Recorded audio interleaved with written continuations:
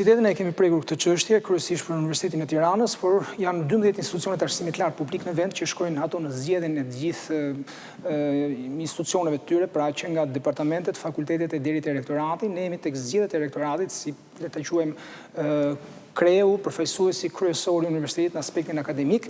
Do të flasim sot për një nga universitetet më me prestigj në vend dhe jo vetëm, Universitetin Bujqësor të Tiranës. Atje rektori Bahri Musabelliu nuk do të paraqitet më në zgjedhje dhe në gar janë 2 pedagog, 2 profesor, dekan fakultetesh, është dekani Fakultetit Bujqësisë dhe Mjedisit Fatbar Sallaku dhe dekani Fakultetit Ekonomisë dhe Agrobiznesit Maksim Meço. Sot kemi në studio Fatbar Sallaku. Profesor, përshëndetje, mirë se erdhen. Faleminderit. Përshëndetje. Pyetja e parë dhe për një herë, keni një ide se pse rektori aktual nuk paraqitet?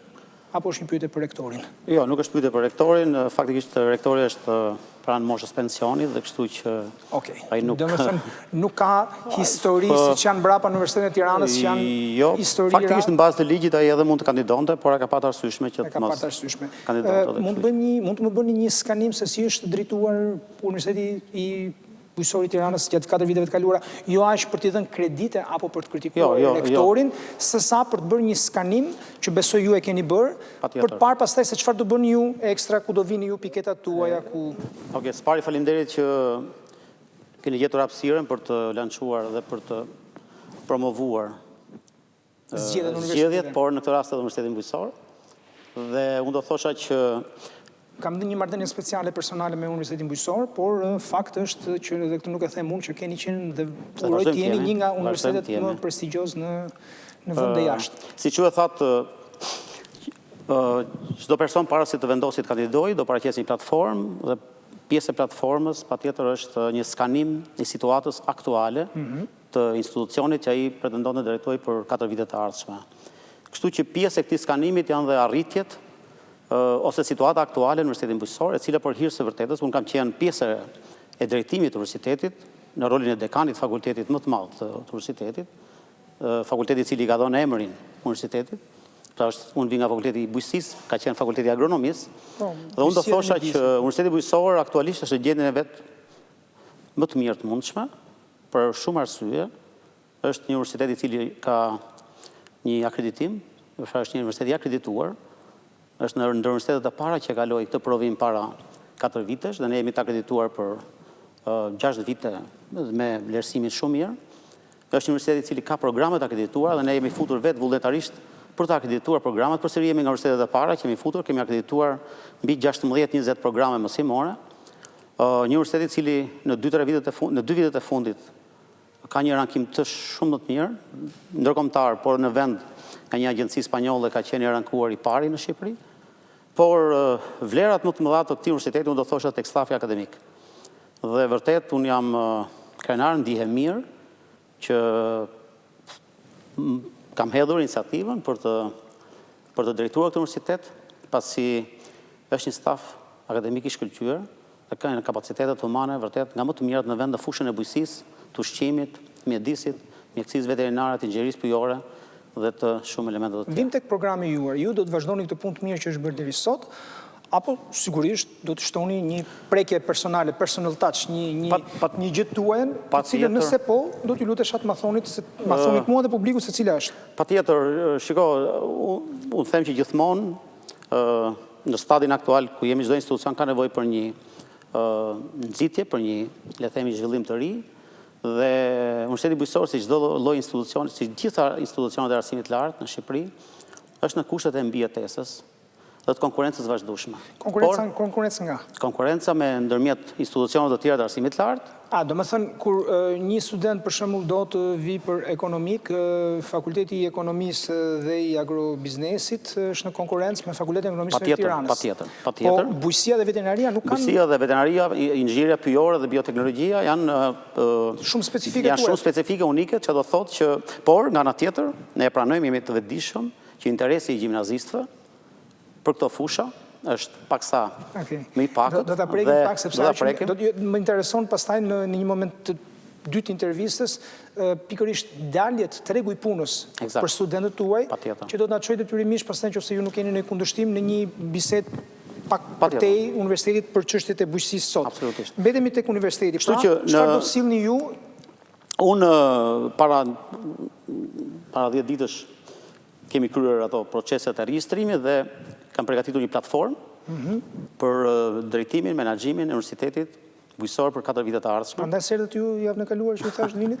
Patjetër, kjo ishte arsye. Dua një platformë. Jo, s'pari ishte të kryenim dhe regjistrimin e zyrtar, sepse të hënën e shkuar është bërë regjistrimi. Po postre keni bërë? Dhe postre jemi në vazhdim, jo s'kemi bërë akoma. Kemi një program i cili për mua është një program i cili është një kontratë që unë kam me stafin akademik. Do të thënë ju e keni printuar, ë? Patjetër, është e printuar, është në dispozicion. Mund t'ja lë juve ta mbani si dhuratë, kështu që mos. Jo, s'ka gjë, ja do t'ja tregojmë kamerës. Në kohë ju flisni, unë ja tregoj. Kjo platformë përbën bazën kryesore të drejtimit të Universitetit Bujqësor për 4 vitet e ardhshme. Fatmirësisht është një platformë e cila është mirëpritur shumë mirë nga stafi akademik dhe siç u nisa në fillim të bëhet fjalë për një skanim të situatës, pra një analizë të plotë, suot të situatës në Universitetin Bujqësor, me qëllim evidentimin e pikave të forta të cilat kemi, pikat të dobta, mundësitë dhe rristet që na presin. Dhe në bazë të kësaj analize pastaj ne evidentuar të gjitha hapat që ne do ndjekim për 4 vitet të ardhshme. Më thoni disa nga përparësitë. Programi faqja 13 i thoni përparësitë. Avantazhet ju a thash, ju a përmenda pak më parë, por ADN-ja kryesore e Universitetit Bujqësor, ju a përmenda, do ta përsëris dhe vazhdimisht do ta përsëris, është stafi akademik i kualifikuar dhe më i kualifikuar në vend për fushën e bujqësisë dhe zhvillimit rural. Programi platforma është e fokusuar kryesisht në 3 kolona bazë, në 3 akset. Spari është mbështetje për stafin akademik, dhe po ta shikoni është bërë një analizë plot dhe e detajuar e çdo kategorie. Pra, për herë të parë, unë, bashkë me ekipin që ne përfaqësojmë, prezantojmë një program për stafin akademik të specifikuar për grupe të ndryshme interesi. Pra, për informacionin tuaj dhe të publikut, Universiteti Bujqësor ka rreth 300 staf akademik, i përbërë nga 4 kategori, asistent lektor, që janë master, kualifikimin master, që janë pa doktoratur, kemi rreth 30% që janë lektor me doktoratur, kemi rreth 30% që janë profesor të asociuar, dhe 30% avërsisht janë profesor doktor. Tek juve, më falë, ju ndërpres, tek juve gjatë kohës hyrjes në fuqi të ligjit të arsimit lartë apo përgatitjes së statutit tuaj si universitet, u bllokuan këto dhënë të titujve shkencor? Për një periudhë të shkurtër 2 vjeçare. Me statutin e vjetër apo me statutin e ri? Jo, me të riun, tani me të riun dhe me ligjin e ri dhe për një periudhë të shkurtër 2 vjeçare. Sa kohë ka që është miratuar nga ministria? Se ajo kalon në senat akademik, pastaj në kualifikimi nuk ka patur lidhje me statutin, ka patur lidhje me VKM-n dhe me ligjin e arsimit lartë dhe me VKM-n që doli për titull akademik, të cilët ne kemi rreth 2 vjet që kemi filluar procedura normale, të gjitha komisionet kanë operuar. Jemi nga universitetet e vetme që ne kemi funksionuar normalisht. Kemi patur marrëdhënie shumë të mira, kemi patur marrëdhënie shumë të mira dhe çdo komision ka filluar. Kështu që në vijim të asaj që nisa pak më parë, çdo kategori e stafit akademik do ketë një mbështetje apo një fokus të veçantë. Sepse 4 kategoritë kanë interesa të ndryshme. Sigurisht, normal. Asistent të lektorët janë rreth 39 persona, të cilët janë fatkeqësisht si pasojë mos funksionimit të shkollës së doktoraturës, ato janë presin me padurim të regjistrohen për doktoraturë. Pse nuk funksionon shkolla e doktoraturës? Shkolla e doktoraturës është një çështje tjetër, të cilën unë dua ta prek. Ju pyeta për titull shkencor dhe më tha që ka funksionuar, po i bie që ka funksionuar në vitin profesor të asociuar. Jo për doktoraturë. Doktoratura është me tezë, mbrohet me tezë. Mbrohet me tezë, pra që nga viti 2013 shkolla e doktoraturës është e pezulluar, për arsye nga më të ndryshme deri në pritje të daljes ligjit të ri, pastaj ligji i ri i arsimit lartë i jep të drejtë universiteteve të hapnin programin e doktoraturës, por gjithmonë në kuadër të projekteve kërkimore shkencore, pra duhet të siguronin financimet e mundshme. Disa burokraci kanë bërë të mundur që kanë shtyrë dhe ne sot aktualisht jemi i vetmi përsëri universitet, i cili kemi aplikuar për programet e doktoraturës. Unë si fakultet ndihem mirë sepse kam kaluar në fazën e parë 2 programe doktorature, të cilët kanë kaluar dhe fazat e ekspertëve dhe jemi në procesin e miratimit si vjet. Çka do thotë që në shtator, nëse miratohen, unë shpresoj të miratohen, se nuk ka arsye pse të mos miratohen, sepse ne kemi gjetur të gjitha. Doktoratura përse? Na i thoni pse janë 2? Doktoraturat janë në fushën e agronomisë dhe të hortikulturës. Hortikulturë, pra perimtari, pemtari, vreshtari, ullishte, arkitektur, peizazhi, dhe të ishte agronomia e vjetër që është prodhim bimor. Arkitektur peizazhi. Po, është degë e re, cila Shumë interesante. Është shumë e re, nëse do më lejoni. Po, patjetër, e keni këtu. Jo, mund ta marrni, nuk është, unë e kam i shkruar atë. Arkitektur peizazhi është për t'u treguar teleshikuesve kur do të bësh ndoshta si një kopësht si Versaja. Ja, si kopshtet e juaj këtu përballë, domethënë. Si kopshtet pak a këtu shumë. përballë. Ideja është e tillë që një ndër arritjet e Universitetit Bujqësor për të fakultetit tim, dhe unë jam krenar për këtë që po e them, është fakti që ne nuk kemi qëndruar stoik duke pritur që të na vinin zhvillimet nga jashtë. Ne jemi përpjekur të plotësojmë hapësirat. Pra ka me 10 gepe bëshlliqet që çdo universitet duhet të tentojë t'i zëj apo t'i parapri. Një ndër këto ka qenë programi i arkitekturës peizazhit, i cili për shumë, pra po të shikoni zhvillimet rreth Tiranës apo zhvillimet e zonave urbane etj. Me radhë, ne vëmë re vila, ndërtime të mëdha. Shtim të hapësirës i gjelbër. Shtim hapësirës. Pavarësisht humorit dhe shpotisë që ndonjëherë gazetarët, publiku, kundërshtarët bëjnë ndaj pushtetarëve për kaq milion pemë, kaq mijë pemë. Fakti është që në zonat të ndryshme të kryeqytetit, dhe po marrim Tiranën, për shembull zona Liçenit, Liçeni That, Kopshi Botanik, Kodra Diellit, por dhe lagjet të tjera po gjelbërohen. Dhe ka vërtet një përveç parqeve publike pastaj. Dhe këto kanë qenë indicit që na kanë shtyrë neve, stafin akademik, kolegët e mi, të cilët të kërkojnë dhe hapin e këtij programi i cili është konsiderohet nga më suksesshmet. Dhe ne kemi një kërkesë shumë të madhe nga studentët. Kemi hapur një program tjetër menaxhim të burimeve natyrore, përsëri një program i cili është mirëpritur shumë mirë nga studentët. Pra po të shikojmë unë si fakultet ndihem mirë, sepse fokusi kryesor ka qenë diversifikimi i programeve. Pra në kushtet e reja, pak si ju përmenda pak më parë të konkurrencës që ne po ndeshim tani me institucione të tjera të arsimit të lartë, numrit në rënje gjithmonë më shumë të lindshmërisë, numrit të lartë të emigrimit të brezit të ri të gjimnazistëve drejt perëndimit. Atëherë lindë domosdoshme për çdo institucion të mendojë se si do të arrijë të mbajë një numër të caktuar, le të themi studentësh. Sepse dhe vetë politika e ligjit të arsimit të lartë është e tillë e cila mbështetet, pra financimi mbështetet në numrin e studentëve që ju keni aktualisht. Kuptohet që nuk ka qenë moto kryesore që për hir të financimeve ne të shtojmë numrin e studentëve, absolutisht jo. Moto kryesore ka qenë të plotësojmë ose më mirë të sigurojmë disa kompetenca të tjera profesionale. Po se të kthehet në bumerang, do të rrit numrin e studentëve me idenë për të marrë disa burime. Jo, nuk ka qenë kjo arsye. Problemi është nëse nuk u krijon kushtet e duhet infrastruktura salla e tjerë, absolutisht. Të bie cilësia. Prandaj parapriva kësaj.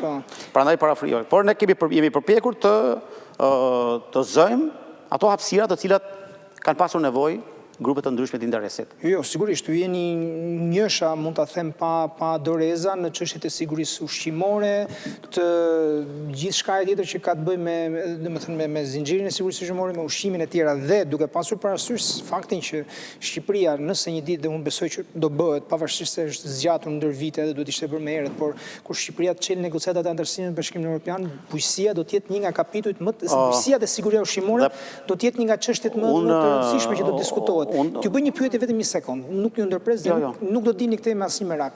Pyetja që unë kam, para disa ditësh kryeministri, për ta kontekstualizuar pak bisedën, për ta vënë në kontekst, bëri të ditur që do të ketë 400 punësime të reja veterinarësh në mos gaboj shifrën.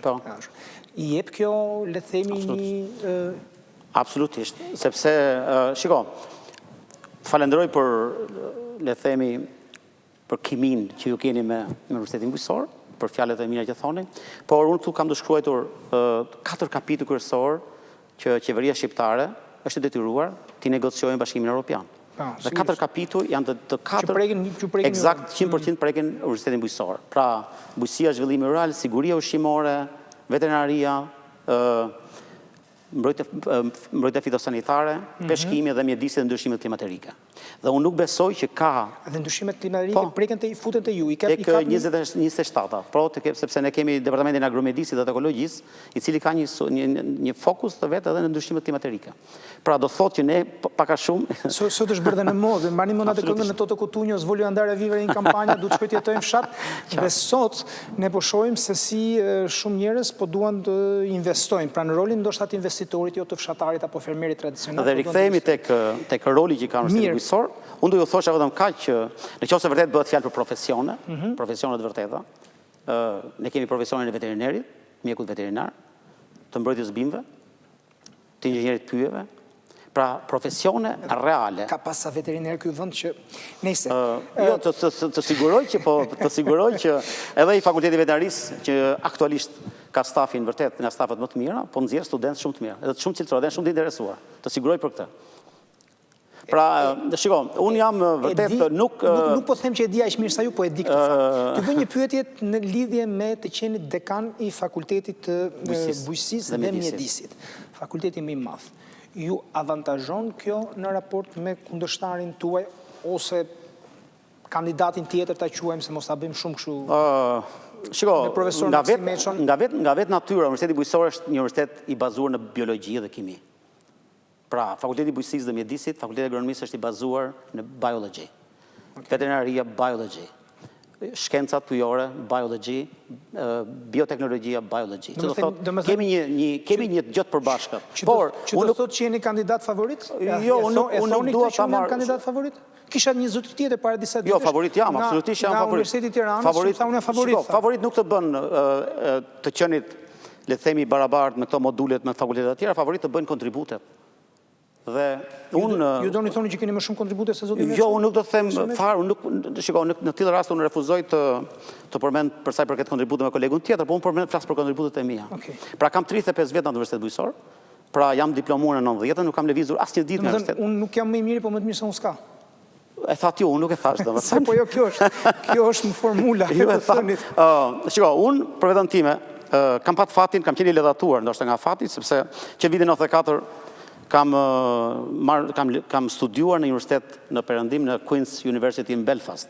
Dhe që në atë kohë në Angli, dhe që në atë kohë unë e kam vënë re se kush është koncepti për universitetin, çfarë do të thotë të kesh marrëdhënie me studentët, si duhen përgatitur etj. Me radhë.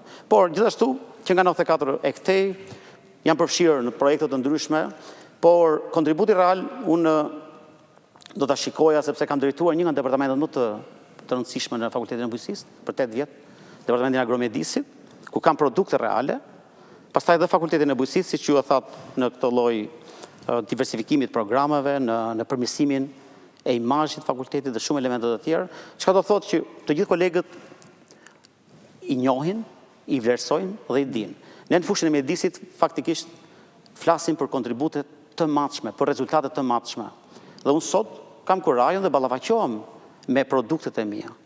Pra jam në të drejtën time të kërkoj një mandat për rektorin e Universitetit Bujqësor për 4 vitet të ardhshme, sepse vërtet besoj shumë që ky universitet duhet patjetër të drejtohet dhe të menaxhohet në mënyrë të tillë që s'pari të sigurojë qëndrueshmërinë dhe s'dyti të bëhet vizibël në komunitet, në shoqëri. Dhe po të shikoni në platformë... Keni një zyrë për komunikimin? Absolutisht, absolutisht. Dhe po të shikoni në platformë, pika përveç mbështetjes së stafit akademik që ju anisa pak më parë, pika e dytë më rëndësishme dhe me shkas nga ajo që ju thatë për sigurinë ushqimore e tjerë, pra ne kemi luksin si universitet publik që jemi të dobishëm për shoqërinë, sepse ne jemi të lidhur drejt për drejt me sigurinë ushqimore. Pra siguri ushqimore, mbrojtje bimësh, mbrojtje mjedisi, etj. Nëse ka një minimum konkurrencë. Mungesa e konkurrencës unë nuk e shikoj si favor, faktikisht sepse shpeshherë mungesa e konkurrencës të lën në ato qerthullin tënd të mos lëvizësh, mos kërkosh rrugë apo alternative të tjera. Por unë këtë do ta shikoja të qenit unik, e përdorim shpesh ne, do ta shikoja si një mundësi për të negociuar tani, për të bërë të dobishëm për shoqërinë, patjetër, por për të negociuar me qeverinë shqiptare. Dhe unë kam guxuar aty në ato platformë, sepse kush është problemi kryesor sot për çdo universitet, mungesa e fondeve. Sepse ti mund të kesh fjalë të bukura, mund të kesh platforma të bukura, ajo platformë, çdo platformë mund bësh, në fund fare duhet përkthehet në një faturë financiare. Dhe kushdo koleg mund thotë, zotëri, fjalë të bukura, ku do gjesh burimet financiare. Dhe unë aty kam kërkuar partneritet me Ministrinë e Bujqësisë dhe të Turizmit dhe Ministrinë e Mjedisit. Ka një model që ngjashëm pak a shumë siç është Fakulteti i Universitetit i Mjekësisë dhe ne patjetër duke respektuar të drejtët, duke respektuar pavarësinë akademike që ne jep ligj arsimit të lartë, ne do lobojmë shumë me Ministrinë e Bujqësisë që të bëhemi pjesë të programeve zhvillimore të tyre. Pra të faturoni atyre për ta thënë shqip, të kërkoni para për shërbime që ju do ofroni si një universitet. Absolutisht. Që është një gjë që bëhet gjithë botën. Në gjithë botën kjo punë. Qeveritë shkojnë për çfarëdo lloj problemesh dhe shkojnë pranë universiteteve. Absolutisht. Çdo kryeministër ka vizituar Universitetin Bujqësor mbi 3-4 herë. Sepse shiko, të dhënat për shembull për Covidin, një nxirrte një universitet John Hopkins kohët e fundit, i cili kishte ekspertizën dhe ju jepte edhe qeverive, jo vetëm Shtetet Bashkuara, por gjithë komunitetit shkencor. Kështu që është një gjë e logjikshme kjo që thoni. Problemi është a kanë vullnet ata apo s'kan ç'bëjnë? Unë jam kolegët që më njohin e din fare mirë që nëse ke vullnet, nëse ke të din të komunikosh dhe ti transmetosh idetë tuaja në tavolinë, kuptohet duke ruajtur etikën, duke ditur mënyrën se si komunikon e tjera, jam shumë i sigurt që çdo ministër bindet dhe ne kemi gjetur bashkëpunim. Unë kam kontaktuar dhe Ministrin e Bujqësisë në lidhje me gjitha këto lloj ide. Ministrat e fundit të bujqësisë kanë qenë njerëz që nuk kanë pasur dieni nga bujqësia, po gjithsesi ministri është pozicion politik, nuk është e thënë që të jetë detyrimisht të marrë vesh të jetë agronom apo veteriner në origjinë etj. Nuk është e thënë. Absolutisht. Por ka staf atje brenda, një pedagogja juaj është dhe këshilltare sot etj. Po, ekziston vullneti s'po ja përmendim, sepse nuk do t'ja përmend, nuk. Absolutisht. Shiko, Endri, unë po ju them edhe një herë që në qoftë, eksperienca ime është e tillë që në qoftë se din të komunikosh, din të prezantosh projekte, parat gjenden. Parat janë, unë i them kolegët mi që parat nuk janë në kodër kamës. Unë po jap një shembull juve, dhe unë aty kam propozuar hapjen e një zyre projektesh dhe programesh.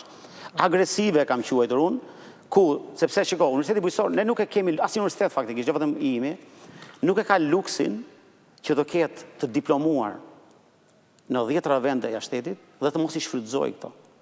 Në takimet që unë kam pas me stafin, këto ditë, unë po thuaj se kam takuar gjithë stafin, veret që kanë edukim brillant. Amerikë, Angli, Spanjë, Greqi, Itali, Francë, Gjermani e tjerë. Por, për një arsye ose një tjetër, nuk janë përfshirë. Dhe kjo ka qenë një amet në universitetit. Dhe unë synoj që nëpërmjet zyrës projekteve dhe programeve, është e vetmja mënyrë. Shikoni, mënyra e financimit të universiteteve, edhe për informacionit tuaj, është e tillë që është mbështetur vetëm për paga. Dhe shpeshherë jo 100% pagat. Nga shteti. Nga shteti. Granti. Vetëm granti për paga. Burimet e tjera, po sigurisht. Burimet e tjera për infrastrukturë, për shkencë, për laboratore e tjera, po janë të gjitha duhet i gjenerosh nga ato ardhur që ti fiton nga studentët. Kjo është shumë pak. Çka do thotë që nëse ti vërtet kërkon të kesh një hop, edhe unë e kam marrë përsipër këtë sfidë, unë jam i vetëdijshëm për sfidën që më pret. Sepse pas një muaji, unë do përballem tani me nevojën për të realizuar të gjitha objektiva. Të gjithë mase nuk realizohen, po më thënë një pjesë e tyre, domethënë po të jetë 50-50. Unë shpresoj të shkojmë mbi 50-50. Unë shpresoj të shkojmë mbi 50-50. Kështu që mirë. Kërkimi shkencor, interesante kjo, se unë duhet të pyesja, po ju e prekët vetë që, sepse duke përmendur se burimet e financimit të institucioneve të arsimit lartë publik në vend, kërkimi shkencor është një zë tek buxheti i universiteteve publike shumë i vogël. Ose zero. Fatkeqësisht. Dhe kjo është arsye kryesore pse ju përmenda me të madhe që do përpiqem të bëjmë një lobim shumë të fortë me Ministrinë e Bujqësisë, me donatorë të ndryshëm, do përpiqemi të formojmë këshillin e donatorëve. Nuk më kushton asgjë fare, kemi me 10 agjenci të cilët ne ofrojmë shërbimin. Shërbimi jonë i duhet gjithëve. Po ju them, ju e dini, që duke filluar që nga mjeku veteriner, shërbimi mbrojtja bimësh, inxhinieri pyjeve, bioteknologji, agrobiznes, farmaci bujqësore. Farmacit, pra janë me 10 shërbime që, shiko, janë 50% e popullsisë që jetojnë në zonë rurale. Bujqësia është një kontribut shumë i madh, 20% në GDP. Sa është? Rreth 19. Sa është jo që jetojnë në zonën rurale? Rreth 48%. 48% në zonët rurale? Këto janë shifrat pak a shumë. Nga ana tjetër, politika ekonomike e çdo qeverie shqiptare tashmë është e fokusuar bujqësi, turizëm dhe shërbime. Po normale. Çka do thotë që ne jemi të favorizuar dhe ne duhet ta kapim këtë moment. Thjesht duhet të thoni studentëve që shiko, më mirë ja merr një zanat te Universiteti Bujqësor se të shkosh bësh jurist në aradhën e madhe të juristëve që po si on the top në maj fare, nuk do të çash dot në tregun e punës. Vinte tregu i punës. Jo, para se dalim ke tregu i punës, do mbledhësh sepse ka qenë në fund të saj është një ndër elementët kyç që unë kam sjellë seriosi bashkë me ekipin është se ne kemi edhe një fermë didaktike. Kemi rreth 130 hektar tokë që është ngjitur me aeroportin e Rinasit. Mund ta pranoj që nuk është e zhvilluar mirë nga pikpamja e efektivitetit ekonomik, kemi qenë me humbje, për motive nga më të ndryshme. Unë kam propozuar dhe shpresoj që do ta realizoj edhe këtë. Ne duhet ta zhvillojmë atë si në formën e një poli agroturistik. Është në pronësinë tuaj ferma? Po, është në pronësinë e Universitetit Bujqësor. Unë di stallat që keni sipër diku afër matan rektoratit. Janë tjera në afër Valiasit, në afër Rinasit. Ne kemi një fermë rreth 130 hektar, të cilën ne pretendojmë ta zhvillojmë me fitim? Absolutisht. Apo të mbajë shpenzimet e veta. Se ju thati del me humbje. Aktualisht del me humbje. Por kuptohet në bashkëpunim me Senatin, me trupën akademike, me rektoratin e tjerë me radhë. Ne duam të organizojmë në formën shoqëri aksionere, ku universiteti të ruaj të gjithë bashkëpronësinë, të ruhet statura e praktikave profesionale e tjera me radhë, por ne duam që ta promovojmë dhe ta zhvillojmë në formën e një poli agroturistik, në ç'kuptim. Duam ta fusim pjesë të gidave turistike, pra turistët kur vinë, mund ta nisin që aty vizitën e parë, jo themu çfarë do shikojnë. Me të madhe ngrihet sot mungesa e kujt? E kulturave bujqësore autoktone, farave perimore, frutave dhe shumë gjëra të tjera. Të cilat ne nëpërmjet bankës gjenetike që ne kemi. Pyetje, shumë interesante, nuk kam të humbur në mend të ta unë fillin banka gjenetike. Problemi është, a mund të flitet sot për autoktoni në bujqësi, duke pasur parasysh që po shkojmë drejt kryqëzimeve për t'ju përgjigjur kërkesës së shtuar për ushqim në glob. Eksakt. Do më thënë, globi është shtuar, jemi mbi 7 miliard, për të ushqyer këta njerëz, bujqësia është bërë shumë inovative, dhe shkojmë drejt kryqëzimit për të rritur rendimentin dhe për t'i bërë dhe është e pranueshme, është e pranueshme. Kështu që, kur vim të këto banka gjenetike që ju thoni, autoktonia e bimëve, cilat janë bimet autoktone shqiptare? Shiko, janë me dhjetra dhe me qindra specie të ruajtura, tek banka gjenetike që do dini është e vetmja në Shqipëri, e cila është në varësi të... Ai nuk është instituti i resurseve gjenetike, një institut me një staf të shkëlqyer, të cilët merren me konservimin dhe ruajtjen e këtyre, dhe shumimin, identifikimin e tjera me radhë, të këtyre specieve të kultivareve të ndryshme e tjera me radhë. Për shembull, rush, hardhë, domate, rush, spec, fasule, janë me dhjetra, me qindra. Unë po ta dija mund të... Por, në bashkëpunim me bankën gjenetike, kultivarët më autokton, që janë më të kërkuar në treg, ne do përpiqemi të ngrejmë këtë fermë në formë të një ferme agroturistike, ku të kemi kopshtin e bimëve, kopshtin e pemëve frutore, të kafshëve të ndryshme. Pra ne do do ngrejmë një restoran, mund ngrejmë një muze të bujqësisë shqiptare, pra një turisti huaj. Endri Gjafos, biznesmen, ka interes të investoj. Endri Gjafos ju thoni, na sill parat, ne t'japim 1% të kjo ferma. Eksakt. Ne kemi paraqitur, ne do përgatisim termat e referencës, çfarë kërkojmë. Ne vëmë në dispozicion fermën që është e jona, dijen që ne kemi, bankën... Fermën, tokën që t'i bëhet një vlerësim, sepse është 130 hektar tokë, pra ne kemi kapacitetet, ne kemi goxha asete, dhe pastaj në bazë të termat e referencës që do përgatiten, transparencë plot, kuptohet në Senat, në Asambleja Akademike e tjera. Kemi një sër elementesh. Atëherë ne do kalojmë në këtë version, ku kjo qendër duhet të jetë edhe si qendër e transfer, sepse ne pretendojmë të kapim komponentin e tretë të ekstensionit. Si mundemi ne të bëjmë transferim njohërish pa patur një fermë model. Dhe kjo fermë model do shërbejë tani edhe si një qendër e transferimit të teknologjive bujqësore. Pra si mund t'i kërkosh ti para Ministrisë së Bujqësisë për një shërbim që do t'ja faturosh pa pasur modelin dhe ekspozitën të thuash? Dhe shumë elementë të tjera. Dhe unë shpresoj shumë që edhe ky model ne do ta realizojmë shumë shpejt.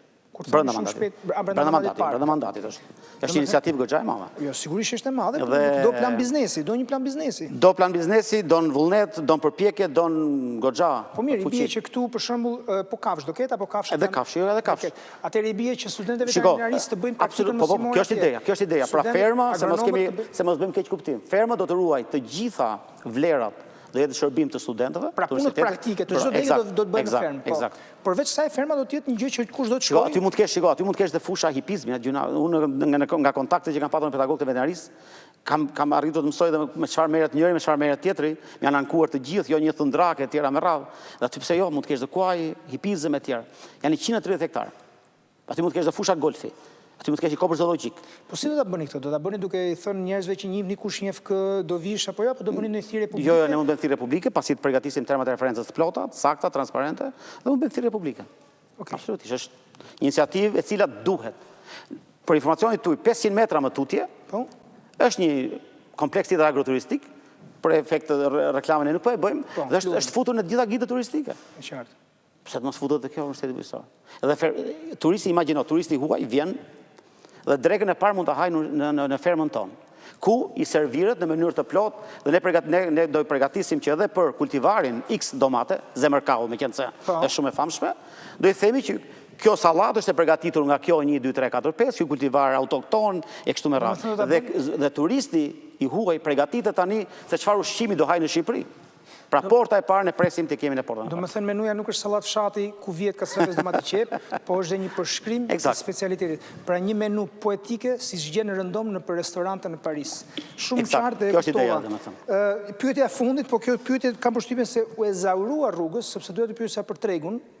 Ku ka, po ju e përmendët, ka qenë ishte leitmotiv i gjithë bisedës tonë. Absolutisht. Arsyet pra duke folur për çfarë ju keni parasysh të bëni në universitet, si synoni ta transformoni dhe të sillni ekstra, ju prekët të gjithë interesin që kanë studentët ose gjimnazistët më saktë, që nuk janë studentë që të vinë të bëjnë studimet e ju. Jo vetëm kaq, ajo që përveç se të jeni pedagog, unë kam patur fatin të punoj dhe si ekspert e tjera me radhë, dhe unë di fare mirë që mosha mesatare, për shembull, shërbimit ekstensiv që punojnë në Ministrinë e Bujqësisë është goxha e madhe, është rreth 56-57 vjet. Çka do thotë që është një hapësirë shumë e madhe për studentët tanë të diplomuar. Dhe kjo është një ndër, le të themi, mundësitë apo tregu punës për studentët tanë. Nga ana tjetër, ne do përpiqemi shumë dhe kjo sigurisht ngelet në momentin kur ne do të fillojmë mandatin, sepse bëhet fjalë për inxhinierin pyjore, e cila për motive nga më të ndryshmet, logoja e inxhinierit të pyllit, po thuajse është hequr fare. Në shkuptim, pra ka qenë ministria, pjesa e pyjeve, një herë ka qenë tek Ministria e Bujqësisë, pastaj një herë ka qenë tek Ministria e Mjedisit dhe Turizmit, pastaj kaloi tek një agjenci dhe në këtë aspekt ne do lobojmë fort që pranë dikasterit Ministrisë së Mjedisit dhe të Turizmit, gjithmonë më shumë të jetë pranishëm dhe sektori pyjeve, sepse bëhet fjalë për një sektor nga më strategjikët në vend. Dhe studentët kuptohet duhet të jenë, ose gjimnazistët duhet të jenë të interesuar dhe të motivuar për të ardhur dhe për të ndjekur te fakultet. Shohim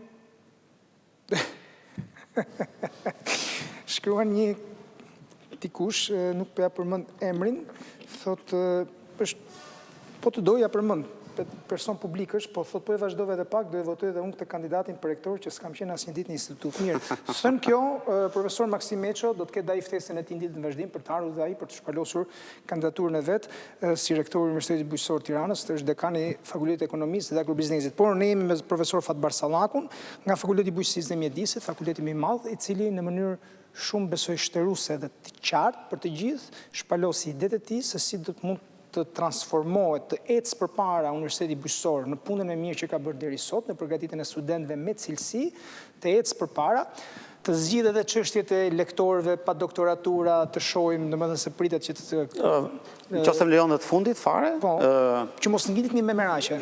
Po, meraku i fundit është sepse gjithmonë unë kam merak stafin dhe sidomos stafin e ri, dhe stafi i ri që më ndjek, jam shumë i sigurt që e mbështet këtë. Më fal, një sekond. Më thuaj. Mos ndoshta duhet keni më shumë studentët se sa stafin, apo paralelisht ecin ato, se pas stafin nuk përgatitet studentët? Jo, absolutisht, ne studentët i kemi mjaftueshëm.